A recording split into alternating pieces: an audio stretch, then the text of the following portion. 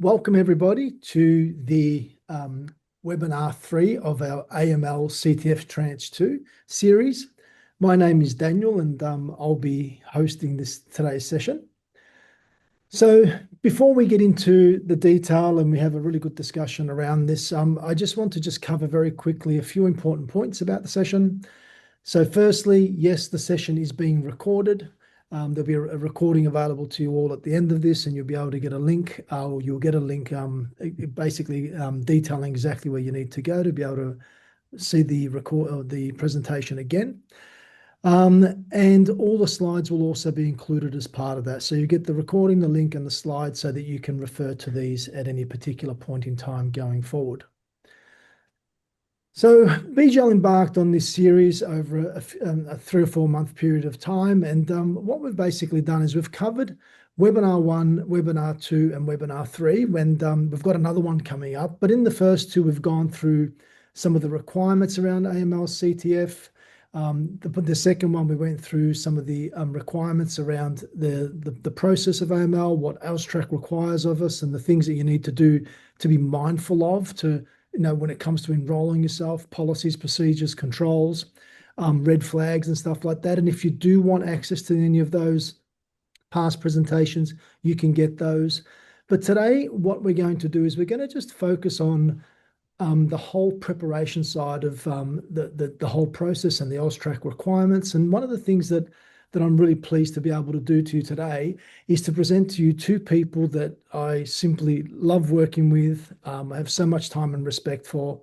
And what I love about these two individuals is that they'll actually bring some reality to the whole process and what's coming on board. And the whole objective of today is to really just to instill a sense of hope and that you can do this and that you can work through it and that you can be really well positioned, both yourselves as an organisation, to be able to meet the requirements of AUSTRAC. So, Ali, welcome on board. I know that we've done a few of these on the past and I look forward to you presenting. So thank you for making the time today. Thanks, Daniel. Excited to go through this. Is that a word to say with AML attached to it? And Rebecca, I know we've done a lot of things in the past and you're always so well liked and trusted and respected. And thank you for joining us today too. Thank you for having me, Daniel. Love doing things with BGL. Here anytime. Thank you. So look, hopefully I'll be able to get a few words in during this presentation because it's pretty hard with these two, but we're looking forward to that, which is coming. So look, this was a slide that Jeevan put together, and he called it the anti-monkey laundering. And at the end of the day, what we're going to try and do here is just take the monkey off the back when it comes to the side of things, and really just add some really sensible and balanced perspectives on how to go forward. So in section 1 of today's presentation, we're going to talk about what's changing. Then we're going to go into are you captured? Some pre-commencement things that you need to do, and then some post-commencement things. And at the end, I've got a little bit of great news for you, and I'll be able to show you just what BGL is doing in this space to position you to be able to meet the requirements that are coming to you. So I'm really excited about what I'm going to show there, but I'll keep that to the end. So what have we gone through so far? I'm just going to do a very brief overview because I really want to be speaking to Ali and Rebecca and getting their insights and the information from them. But as you all know, from 1st of July, the AML and counter-terrorism financing obligations will apply to certain services. And we do know that as accountants, you are captured in this, as are trust and company service providers. Now, there are a number of other organisations or professions that are captured by this. Our target and our audience is yourself. So we really want to speak into you today and how all of this impacts and affects you. So when it comes to what you need to do to be regulated and what you need to do to prepare for this, first step, we all know that you need to enroll and register with AUSTRAC. 2, you need to develop an AML CTF program tailored to your business. You need to appoint an AML CTF compliance officer, senior manager, and then other roles as part of the process. And then you're also going to have to go through the whole process of training your staff for what's to come. So You are regulated. There are things you need to do. And what we want to go through today is how to do those and making sure that you're ticking all the check boxes when it comes to doing these things. So post-commencement, once we've gone through the process of commencing and going forward, you're going to have to do things like completing your KYC. You're completing your Know Your Business and your KYE. Monitor your clients' transactions, and looking for suspicious activity. You're also going to have to make sure that you're conducting the internal training on AML CTF obligations. And you're going to have to monitor compliance with AML and AUSTRAC. And really important too is maintaining the records for at least 7 years. So post-commencement to this, these are some of the things that you're going to need to do going forward.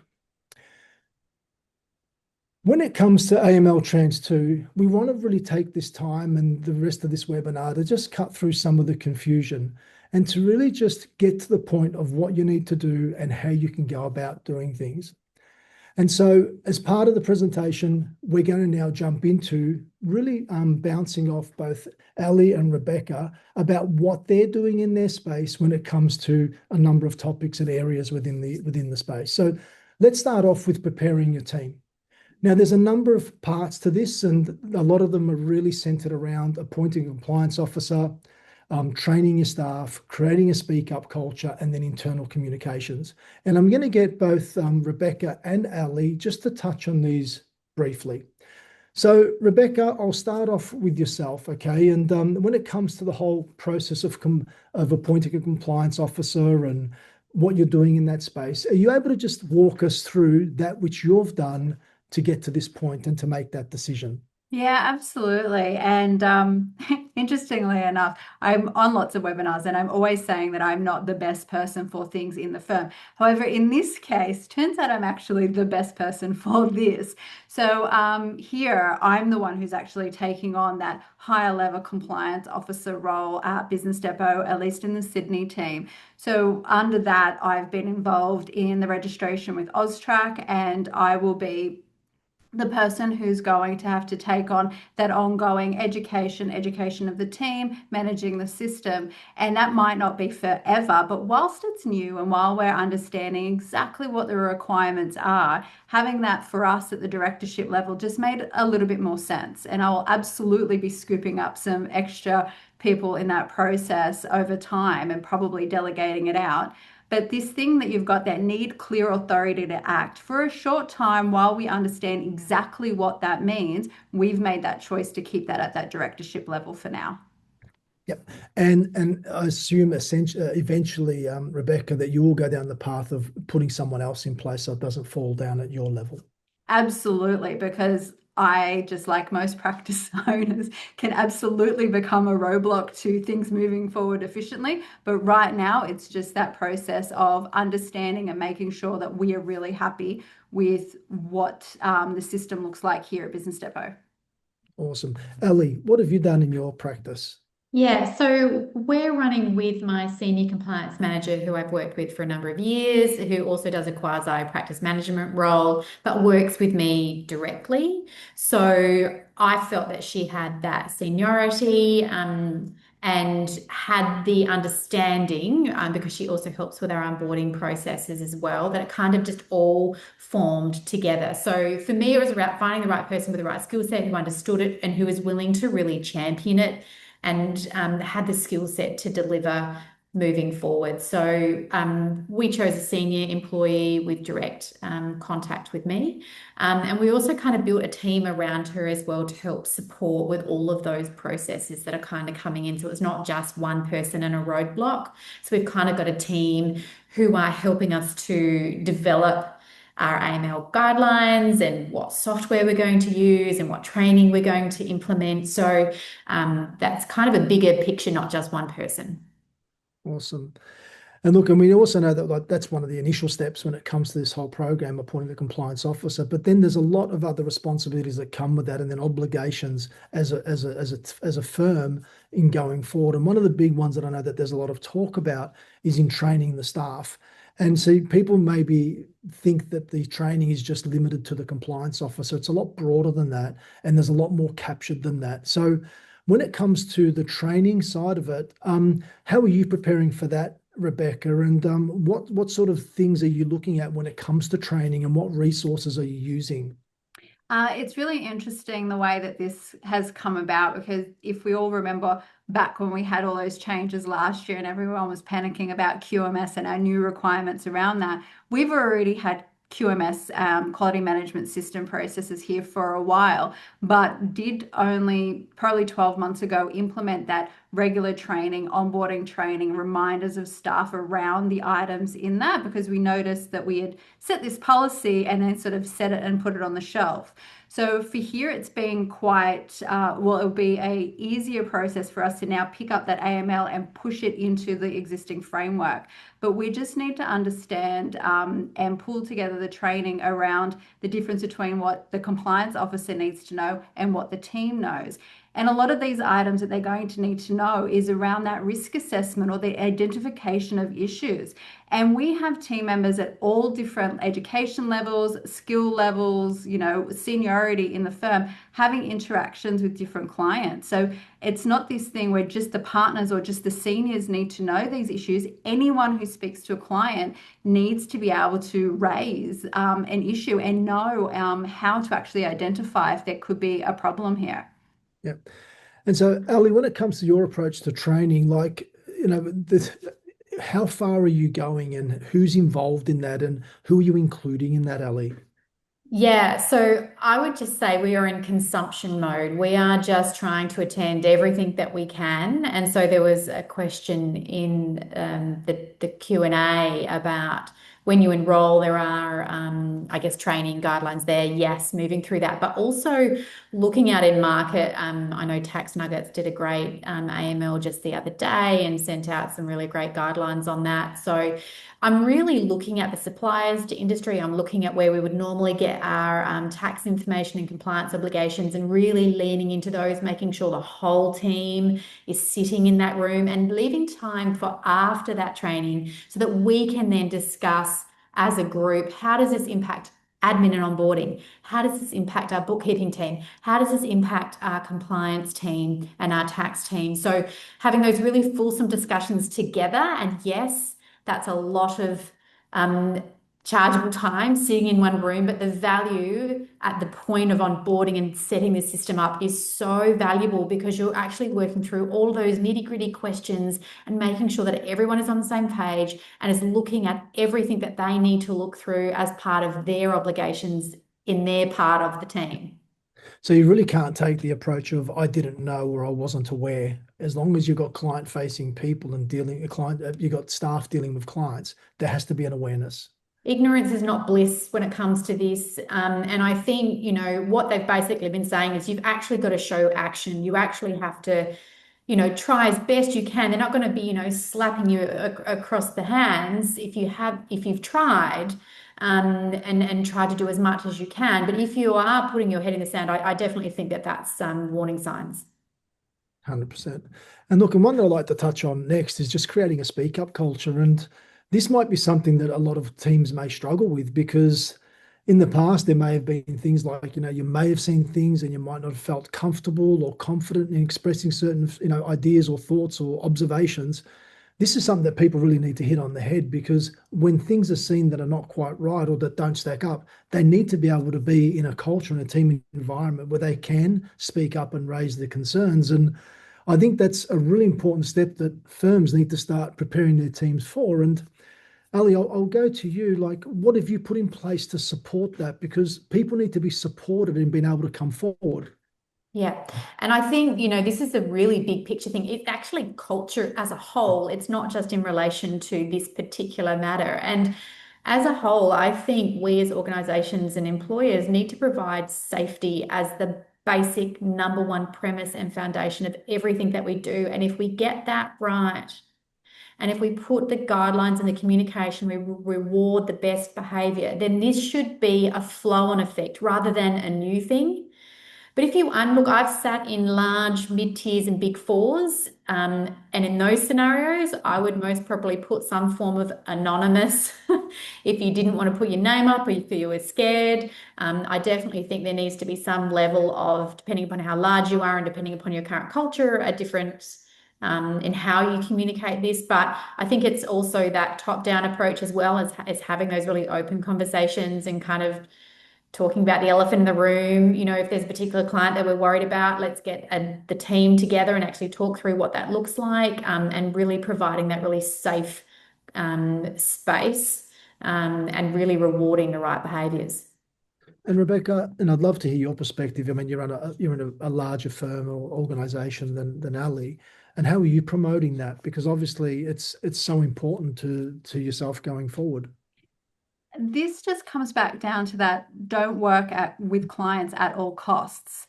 It's around making the team, the wider team, understand that we pick the clients that we work with. And that's a really important standpoint that we've always had. We work with good people. We work with people that we trust, and we implement that across the whole entire team and let everybody know that. So we've always had this culture of, if you are uncomfortable with the client, if something concerns you about a client, please raise this. My team have seen me go to bat with them, and this is around everything we've experienced as practitioners, particularly over the last 6, 7 years. You know, client boundaries. When should clients stop contacting you? Understanding your scope, understanding the services that we offer. All of these are really cultural issues and come back down to making sure that you're only working with the right people. I remember, like I've worked at a firm in my earlier days where the approach to whether or not we didn't like someone or there was a pain, it's like, we'll just charge them more. That's not the way that we work here. No. It is no, well, we don't work with them. Money is not king in this regard. But making sure that you're working with good people and that the whole team knows that they have a safe space and that they're not going to, miss out on bonuses or miss out on pay rises or miss out on managing clients if they raise any issues. They just need to feel safe. And that comes from the top every time. And one of the big ones too is like, we're putting all these things in place and making all these appointments and training and encouraging, open cultures. But one of the things that I think that a lot of organizations do well, and I know that we've got areas to improve in here too, is when it comes to communications, right?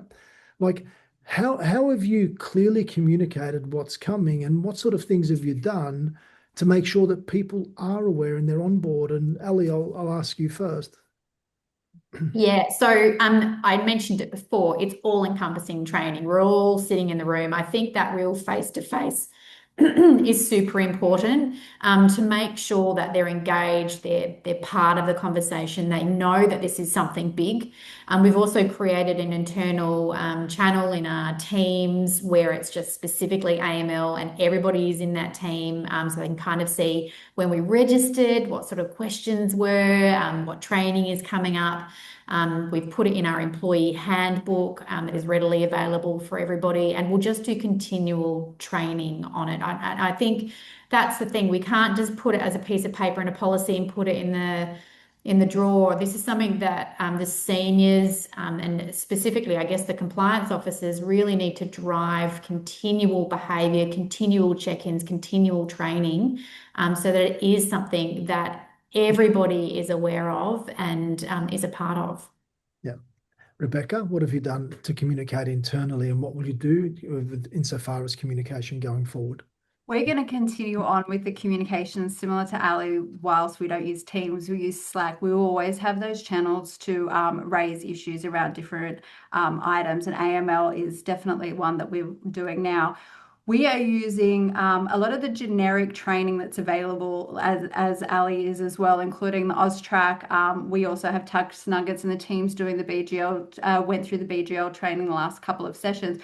But further to that, understanding that these items do need to become in line with your practice and what you do, which is where we're having the team meetings as well. It was part of our recent one-day plan rollout as well, what that looks like. And we'll continue to revisit that heavily over the next 90 days. But I just want to go off track here for 1 second, Daniel. Sorry for doing it first. And I've seen a couple of questions in the Q&A around the sole practitioner angle. So I'm talking about me and my team and all these extra resources and support, and my practice manager who can help and all this stuff. But not that long ago, I was a sole practitioner as well. So I get it. This is a scary time, and I remember even implementing, you know, my first QMS, my advice to you is, if you are a sole practitioner, you are going to be all these people. So find the time to do the training. It is really, really important to our practices and to maintaining your license and registration. The first thing you need to do is get across the designated services. Do you offer those? Are you going to continue to offer them? Yes. Well, then you need to understand these processes. And I think that for a lot of us, and this is like a completely different webinar or different topic, getting clearer on your scope with your clients, understanding your pricing and profitability will give you the power to have those conversations with your clients around, yes, I will accept this, no, I won't. Now, that's really rich for me to say, I get it, but there's a lot of hard work that needs to go into that. But you need to start there a little bit, understand your value, and then you'll be more confident in these conversations and saying yes or no to your clients. And can I just add to that, to be able to lean into the community as well? I know that you feel alone, but you are not alone. There is the Small Business Advisor Facebook group who are fantastic in relation to sharing information and knowledge. But when I found it, look, you know, I started small too. I would lean on the suppliers to the industry. If I didn't have the time or the money, I would say, does somebody else provide this service? Can I basically outsource, you know, parts of it that I'm allowed to? So looking at the suppliers and the software potentially that might be able to amplify the efficiencies rather than just taking all of your time. Now, I didn't intend to ask this question, but you raised this point, Rebecca. When it comes to like billing and stuff like that, I know that there's a lot of concern around this is going to take me a lot of time, right?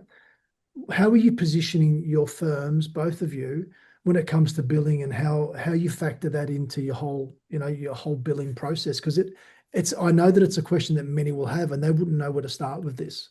Yeah, so this is actually a little bit of a point of contention at the moment where we haven't actually, contention's probably a strong word, we haven't settled on the approach. But for the first time, we are considering things like onboarding fees, particularly if, you know, we've done a lot of work with a client, we've incurred some costs, and it turns out we can't work with them moving forward. Well, what does that look like for us on a recoverable basis? And do we approach something where we take a little bit of money now and then that gets offset against items down the road? Look, watch this space. As soon as we decide 100%, I will share, but it's a new scary environment and everything's up for debate at the moment. Yep. And I would just add to that, I think we do need to look at repricing some particular models. Absolutely. But this has been on my radar for quite some time, is an actual tech charge. So if I'm having to take, say, for instance, BGL is going to obviously have a product in market, I might actually disperse that as a tech charge together with some other tech charges that seem to be just amplifying. So it's definitely something that we are thinking about in relation to either a tech charge or an onboarding charge as well. So, or repricing. But I think this is the difficult thing being small, is that you're small for a reason. You don't want the admin, you don't want the overheads. You know, the mid-tiers, the big fours, they can do that. And I've worked in those firms, and sometimes you've got a grand or two on the whip because you've had to do all the onboarding before you even get to the job. And now that's being pushed down to a small person and a small provider. That's really rough, and it might not feel fair, but unfortunately life isn't fair at times. So I think it's about, how do we, or you as an individual, feel about repricing, tech charges, disbursements, etc., or whether you're just going to take that on your own and just take the cut. That is a personal choice, but understand that we are looking at ways around that. And if we all do it, it becomes the norm. 100%. So we're going to just now move on to your processes, and what are you thinking about when it comes to this? And it was actually quite interesting because I just saw the stats of the poll, and around 50% don't feel that they're prepared or ready to step into what's going on at the moment. So if we can bring some clarity around this would be amazing, because I said that it'd be great for people to walk away with you with a greater assurance of what to do. And I suppose when it comes to processes, we know that a written program is mandatory, right? We know it must cover risk assessment, controls, training, and reporting, right? But what documentation have you put in place, or are you using templates? How are you working through this whole documentation process, Rebecca? Well, we've started with the AUSTRAC guides for now. So we've downloaded, they've got their own risk assessment controls training. All of these documents exist. It's actually a huge package once you download it and go through them all. So we've started there and making updates that suit us and our additional services as well. We have a slight we're slightly a little bit ahead of the curve because we have some AML CTF exposure through the financial planning business, but also those items that we need to consider hand in hand with this. And then identification of, what are the services that we're actually concerned about, and what are our designated services. That becomes really, really important. And some of them are ambiguous. So having that conversation internally around, well, is this service covered here? Do we need to do it for everything, and really understanding exactly what that is, because as part of the registration process, we have to identify those services as well. Yeah. Look, and I'll get each of you to speak on each of these different areas, but when it comes to customer due diligence, right, Ali, it says here, we've got standard enhanced CDD procedures must be documented and applied consistently, right? So what are you doing in the customer due diligence space? Because that is a really big area of this whole program. Yeah, well, I think in relation to the onboarding stuff, it's really making sure that, and we use Content Sniffer onboarding, so it's making sure that as part of the onboarding that we're covering off on everything that we need to. And I think it's also part of the engagement process. When we're re-engaging clients, we're making another assessment, in relation to grading of safety levels and risk. So we're actually having these thought processes at regular intervals, and we're basically going to put that through our work paper packs, our onboarding packs, and our engagement. So it's something that I think at every level, as we're working through a client, we're actually looking at, one, we've onboarded them because we felt at the time that they were safe. But then we're currently and continually having those check-ins as we go through. So it's really looking at every stage of our client cycle and actually adding it to what we're already utilizing. And an important point here too is that point three, the ongoing monitoring. So people may be of the impression that it's just in the onboarding that you need to do these checks, etc. But it's beyond that. It extends right through to the client account relationship, doesn't it? And when it comes to the monitoring, like what are some of the triggers or things you've put in place, Rebecca, to make sure that it goes just beyond the onboarding process? Well, that's about the education piece as well, so that the team understands what they need to be assessing when there are triggers where they might be a little bit more concerned. Maybe a client has changed their structure or the way that they're behaving, or transactions in the business that start to raise alarms. So there's training and education there for the team, but then also the ongoing monitoring through our providers. So we're going to be using BGL's AML process and using that on the tech side, because there's two bits here. There's judgment and there's technology. So technology can do a huge piece of the lift for us, but there are things that it's not going to pick up, and that's where the human judgment becomes important. So education for the team and great technology to make sure that things are ongoing all the time.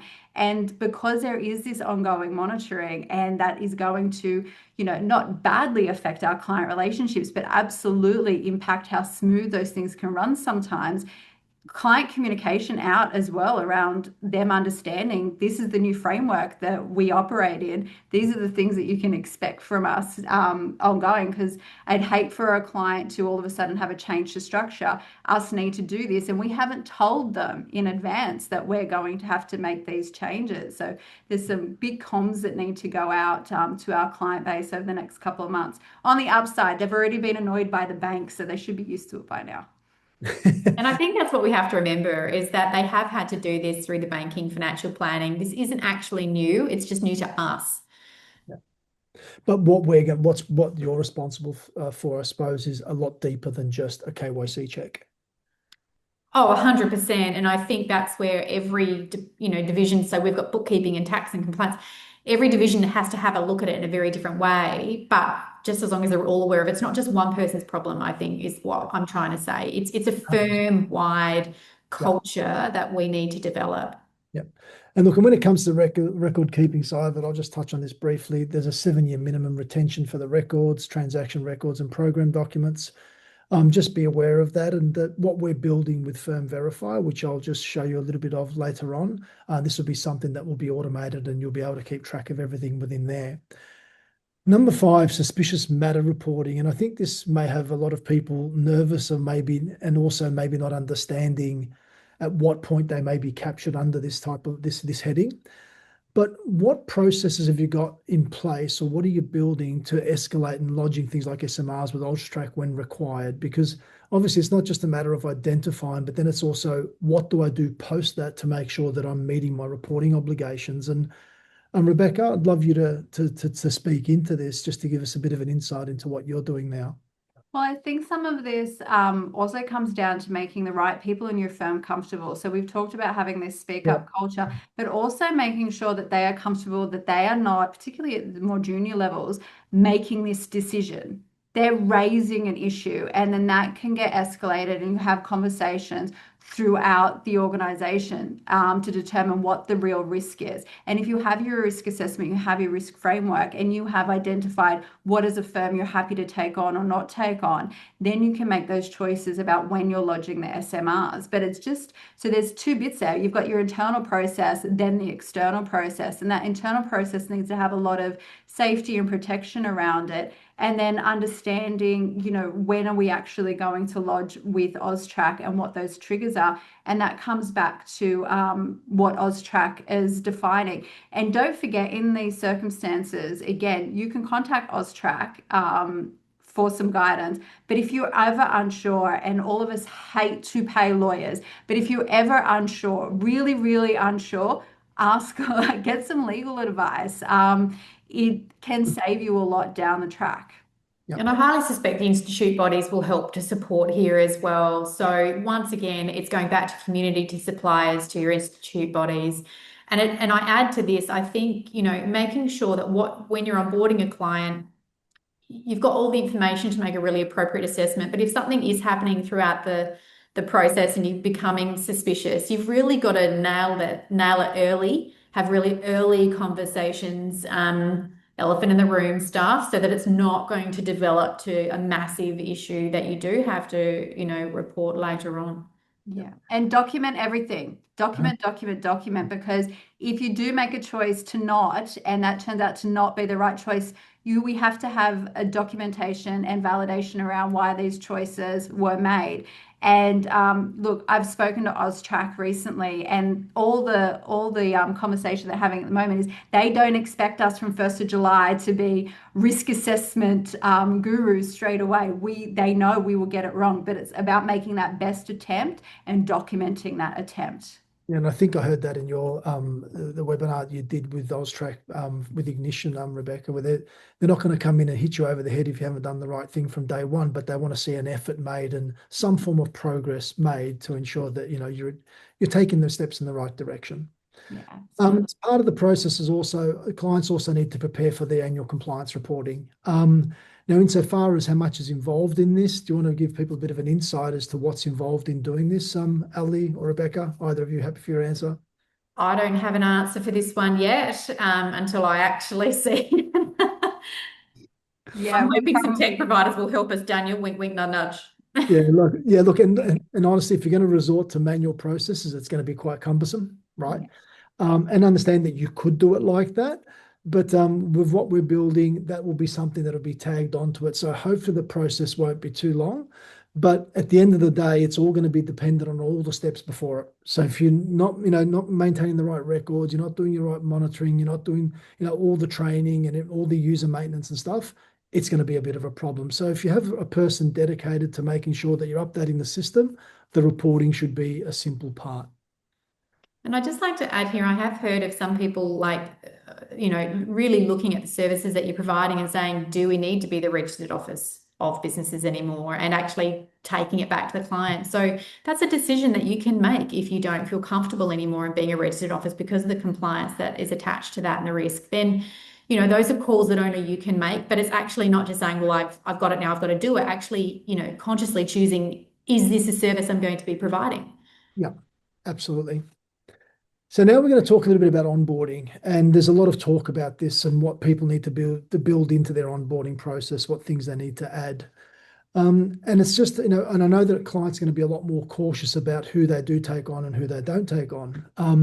And obviously, when clients do come to you, there's going to be some obvious red flags or some obvious good ticks for you to be able to proceed with them. But when it comes to your onboarding process, and I'll start with you, Rebecca, how has this landscape changed your onboarding process? Like, what are some of the things you're doing to assess things like risks? Or what questions are you asking? What checks are you doing? And then how do you go about ranking or rating these clients insofar as what sort of risk profile that they have? Yeah, so that's and if I had to run back this over some of my existing clients, hey, a couple of them might be a bit medium now, hey. But going through that process, it's really understanding what the client does and where. So this source of funds question is really interesting as well. So where is their money coming from? I think back to some clients that I've had earlier in my career where this would have been a real problem, but we are lucky that we work with clients that all of this is pretty clear to us where money is coming from, what they're producing. But that risk assessment that you need to go through with your clients, part of that is and not just KYC, so we're AML, CTF, so anti-money laundering and counterterrorism funding. It's not just know your client, it is a different level of review that you need to do, and then doing those reviews against the businesses as well. So understanding all the directors, all the shareholders of companies, all the associates and people involved in trust. So that's super fun. So getting all that stuff in advance. So not just meeting a client, understanding them, sending them a quote, but also asking for all of this stuff at the same time before starting any work. So you might engage them and quote them and get this engagement going, but don't do any work until you have verified them, or verify them first and engage them after, whatever works for you and your process. And you'll have different approaches depending on whether it's, so if you set up a new structure for an existing client, that's a different process again, because they're already your clients and maybe you don't need to risk assess them now, but you will need to, or if they're bringing in new partners. So it's about getting all of that documentation really early before you start work, instead of doing what we do so naturally, which is jump in and start, make the clients happy and do the paperwork some point. This is paperwork first every time. So, Ali, would I be fair to say that you're going to be a lot more cautious into who you onboard and who you provide services for? 100%.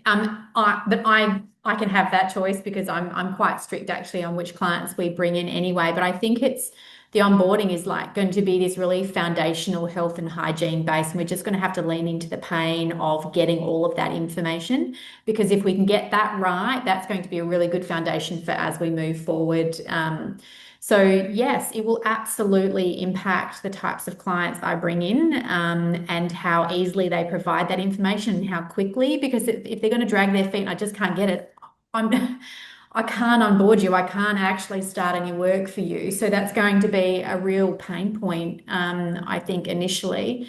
And look, to be honest, it's become more and more painful to onboard a client, with the tax agent linking, with the KYC. This is just that next step, that next layer. But the opportunity here is that you're going to get, all of the information that you need to make an accurate assessment as to whether they're a client that you want to take on or not. So you're really going to, and look, I feel bad for those people that are just starting out, because initially, I know for me, you take on some clients that you wouldn't normally want to because you kind of want the revenue. And so it is going to make a harder decision for the people starting out. Whereas when you're established, I think it is an easier conversation, if I'm being honest, around, well, I don't want you, or yes, you fit, and your risk is low, I'm happy to take you on. And it may actually, if I'm thinking through this, if nobody's willing to take a client on, what does that mean? There might be.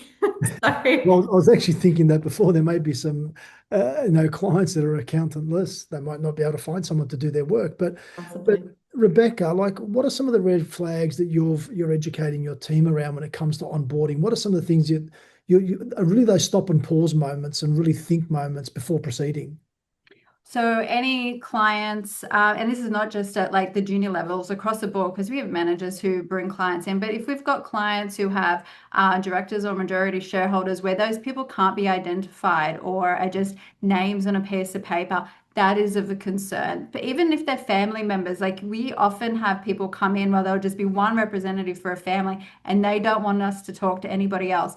That has never really flied with me, or I've never really been very comfortable with it. Now it's just an absolute no-go. That's a red flag. Why are we not talking to the person who is a majority shareholder? Why are we not able to verify them? So understanding all of that, this verbal confirmation of identity is just it's not a thing at all. And also I like that you've mentioned here on the screen this due diligence on referrals. So this is a bit of a thing as well. And this is why communication is going to be really, really important out to your existing clients, not just new clients, about the process. Because you will have clients out there who are like, hey, go to Ali, go to Beck, they're great. It's so easy. They take care of everything. And now there's going to be a little bit more friction when we onboard our clients. So we need to let our existing clients know. So if they are referring out, you're not going to get an easy ride just because, you're my client's mate. You are going to get the proper journey that everyone goes through now. And just making sure that all of those processes are documented. If we can't get access to financials, if there's big transactions that we don't understand and money coming in or going out that we can't trace or is put to Yep. loan accounts or suspense accounts or weird places and they don't make sense. All of these are red flags. Yep. And look, and maybe there's a bit of clarity around just exactly who's captured when you're looking at a structure, because it goes right down to beneficial owners, Yeah. right? So it's quite extensive and it's quite broad. And as you said before, it's not just a matter now of a referral, or I'm just going to onboard you and then do my due diligence later. No, you want to have these things tight and in place. And I suppose the greatest thing you could do is position yourself to make a good decision from the beginning. Yeah. Yeah, A sound absolutely. decision, and adopting clients that will, in a sense, respect and work with the way that you need to go forward and accommodate that too. So when it comes to when a client may be an issue, now this is a big one because look, and I know that both of you would have many long-standing clients, right? And you've had, some great relationships, but there may be some cases that do come up where you need to question whether or not you can proceed, or you have to raise certain things, right? But when it comes to clients being an issue, that's another education process, right? So when it comes to exiting a client relationship, right, what are some of the things that you're doing to prepare yourself not only to make the decision? So Ali, I'll get you on to speak about making decision, but then how do you communicate to your client? And Rebecca, I'll get you to speak on that. Well, I'd love to talk about communicating with the client because I specialize in. Can I just talk about that specifically? Because I think this is a muscle that you need to build in your business. And, even prior to the AML coming in, it's something that if you need to break up with a client, it's really important that you communicate your way through that in a really respectful way. So it's actually developing potentially templates or training or being able to have really honest conversations with these clients that you may need to break up with if you don't or no longer feel comfortable or they're not providing you with the information. And it's really, I go down to gut feel here. Sometimes you can feel it in your waters if a client isn't going to work. And it's calling it early and actually just having that really honest discussion with them and saying, I'm not the right accountant for you. And then being able to potentially support them to find somebody else or to literally just break up with them and walk away. I think it really is, it's a challenge having those really honest conversations, but I think it's going to be a necessity. And there might be somebody in your firm that's really good at it. Promote them to client sacker or client quitter, or to train people on how to do that. I think it's going to be super important. And I suppose, Rebecca, I know that this would be something that go through people's mind, but if you do find an issue with your client, you then just can't offboard them. No, no, you can't just can them straight away, and particularly not in the new system. So you need to figure out what it is that you're offboarding them about. We need to document that process. You need to tell them that you're offboarding them, and sort of without letting them know. This is really interesting. So we've got to offboard them. We can't work with them anymore, but we're not allowed to tell them that we're going to be reporting them to Yes. Australia. You have to be really, really careful about that process. But you have to, and you don't need to tell them you're reporting them, but you can be confident about telling them why you can't work with them, because these are our new requirements. And I think that this education piece on everything is what's so important. You know, push back on fees because you understand your costs. Push back on these items because you understand the consequences to you and your business if you don't comply with the AML rules. Like these things affect our livelihood. So who is somebody else to take that away from us because they don't want to comply? I think when you start to think about the impact or the outcome if you do the wrong thing here, it should hopefully make us all a lot braver and be able to have those tough conversations with clients. Say, well, you won't prove your identity, or we can't prove your identity, so we can't work with you because this is our requirement. You know, if they're pressuring you to do things, and that's straight away a no-go because they don't respect you or your boundaries. And if your instincts are like off, and we all get that gut feel, like just you lean into that. I think we know we're a profession based on professional judgment. We know when our clients are a little bit dodgy, and having that conversation with them. I don't suggest calling them dodgy, but explaining to them about all of the things that they are doing that mean that you can't work with them is important to be able to offboard them.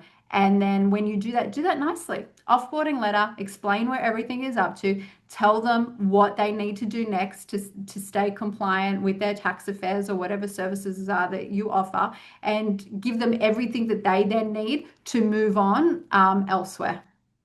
And look, I actually explained to them, I can't do this because I'm a tax agent, for instance, and it would be in breach of the obligations. And so if they've got, like, if they're a plumber or an electrician, like, they have obligations too. And I'd say, would you go and do this non-compliant piece of work for somebody and risk your registration? And I think when you kind of put it back and you're in their shoes and give them an example that they understand, they're like, oh, yeah, okay, I wouldn't. And so you kind of have to explain to them why you can't do it. And I think sometimes that's that communication part as well. Yeah. And the key to it, as you've both said many a time, is documentation. Yeah. A lot of people don't put a lot of effort and time into the documentation, and many a times it becomes an afterthought, and then you're trying to trace back your thoughts and everything else that goes on, and you never really capture that which really took place. So good, timely, effective communication, even if it's just a few points, always helps. And there are so many tools available in the tech world that will allow you to transcribe, to store, to retain. It really isn't an excuse anymore that we don't have the tools available to us, because they are there. So I've got an interesting situation. A client has a blow up with you because of what you found or whatever it may be, and they turn around and say to you, I'm going to go somewhere else. I am not interested in you being my accountant anymore. Does that mean your obligation stops? Our obligation to provide them services, or our obligation to report To them? report if there was a problem. Sorry, Well, if there was a problem and a blow up, my feeling there is that we're probably already in a position, depending on what the issue is, to have to lodge, because that issue occurred while they were still our client. That's why we're having the blow up. Yeah, I agree. But if they threaten to go somewhere else and pick up their books and want to go, that does not cease your obligation to report. No. I think when you see that there is something to report, you must report. Yep. So let's just, like I said, let's just bring a little bit of sort of hope and a little bit of simplicity around this. And let's just have a really quick chat about now. So for those that haven't registered and those that may be down the track, let's just touch on this very briefly. So just what should people be doing now if they haven't taken any action? Ali, what should they be doing? Well, the first part is attending a training session, which they're currently doing. But enrollments are now open. So enrolling and registering with AUSTRAC, super important. And we mentioned it very early on as well, appointing your compliance officer, whether that be yourself or another senior team member. And also we discussed in relation to actually reviewing your services, reviewing your engagements, making sure that you're providing services that you're comfortable in, then meeting the AML obligations with. I think that that's a really important start. And Rebecca, just in the lead up to 1 July, and then we'll talk a little bit about 1st of July, but what should clients be making sure that they've got sort of down pat or sort of made a real effort or made some progress in when it comes to the next couple of months? Because there's really only a couple of months left before this all takes place. Yeah, just making sure that you have your program in place, understanding what the risk assessment is, what red flags are, what you need to report and when you need to report it, and training all the team members. And, it's not this one hit wonder where you train them once and that's the end of it, particularly over the next little bit as everyone's getting comfortable. There needs to be some regular training. There's a lot to unpack here. It's new processes. It's new, this new way that we're going to go about interacting with our clients. And for our less experienced staff members, it's going to be very new and scary identifying these issues, and they're going to need lots of examples and lots of case studies and that clear environment internally around who do I report to these issues, like where's that communication flow going. So getting all that down pat internally by 30 June is going to be incredibly important. And how here, because we have multiple service offerings, your financial planning, accounting, tax, compliance, advisory, bookkeeping, how do these things all interact with each other and who is responsible for what, where? Yeah. Awesome. And by 1st of July, just a really quick note, Ali, as an accounting practice, what do you need to have in place from the 1st of July? And what I'm going to ask you, Rebecca, is what's Austract expecting? And just to confirm that again, because people shouldn't fear it. They just need to be aware of what to do. So Ali, from an accounting perspective or accounting. Yeah, so for us, it's basically reviewing our clients and making sure that we've got review places in store, and like I mentioned before, making sure that we're registered and doing all of those other things. So it's kind of going back and looking at our client base one by one, and making sure that we're doing risk assessments on them, and that if there are any flags, that we're kind of having those conversations early. That's something that we're really focused on at this point in time. And obviously we'll be implementing the BGL product when it comes in. So that'll be a major part by 1 July that we kind of get up and running. And Rebecca, I know you've had a bit to do with Austract. Just provide some assurance as to what Austract's thinking. Look, so the system kicks off on the 1st of July. Now that 1st of July date means that if you offer designated services from 1st of July, you have 28 days to register. So on the 1st of July, if you're doing any of these things, make sure you register by the 29th of July at the absolute latest. Now, I'm not saying wait till then. You should absolutely get prepared, but there is a little bit of leeway as far as your registration is concerned. And Austract has made it very, very clear they're not out to fine us for non-compliance. They want to see that we are going to the effort to register, to understand our services, understand the program, run the right checks, run the right risk assessment, that education piece, and really trying our best effort. They know that we're not going to get this right 100% of the time, but it's about documenting and proving that you're giving it a good crack, and, act in the best faith of our industry, which is what we're all here to do anyway. And I have a lot of confidence that we'll get through this. And look, and thank you so much for that. And look, what I'm going to touch on just very briefly now is just Firm Verify. And many of you would have seen it as BGL ID originally. It was built within CAS 360. You could run some particular checks on your clients, this and that. And then what we've done is that we've really sat back and look, and the work Jeevan's done in this space has been tremendous. And what he's been able to put together and really capture the end-to-end process is what we're actually going to build with Firm Verify to make sure that you're, from your onboarding to your risk assessment side of things to then the reporting, the whole thing's captured within the one product. Our idea is to go live as of the 1st of July. Here's just a little bit of a snapshot as to what for example, our risk assessment screen would look like, where you can actually go through, put in the information, and then the system's going to be able to help you understand or determine a risk level for your clients. And what I love about what they're building is, as I said before, the KYC is just one part, but the whole Austract requirements is really where a lot of the work and a lot of the time is going to go into. So with what we're developing, you'll be able to capture the whole process and the whole requirements and client and compliance reporting within the one product. Now, I am pleased to say that as in May, we're going to be able to show a lot more around the product and what we're building and how we're going to roll it out. And hopefully we're going to be able to show you not only a bit of a prototype, but maybe give a bit of a demo. But the objective is to be able to release this as of the 1st of July, and that we know that there's a lot of people waiting for this. And I'm very confident in the team, not only in delivering this, but also in putting into your hands a product which will carry a lot of the burden for you and hopefully reduce some of the burden that is on you when it comes to providing these services and having to add all these additional things within your service offerings. So as Rebecca said before, insofar as AUSTRAC, what they're doing, just to reiterate, proportionate enforcement, basically they're going to say that they just want people to start acting and taking steps to make sure that they're preparing for this. Education is huge. Registration, make sure that you're registered by the 29th of July. Have a bit more of a focus around beneficial ownership and making sure that we're understanding that and doing the necessary checks there. And then the ongoing monitoring is expected. It's not just a once-off exercise. It's something that you're going to have to do annually and continue to do. So when it comes to resources, we've put together a couple of bits and pieces here. So we've got the firm verified that we've got then, like I said, the slides will come out. You'll be able to get the links here. There's a registration for the webinar 4 link, which will come out to you, and we encourage you to register for that.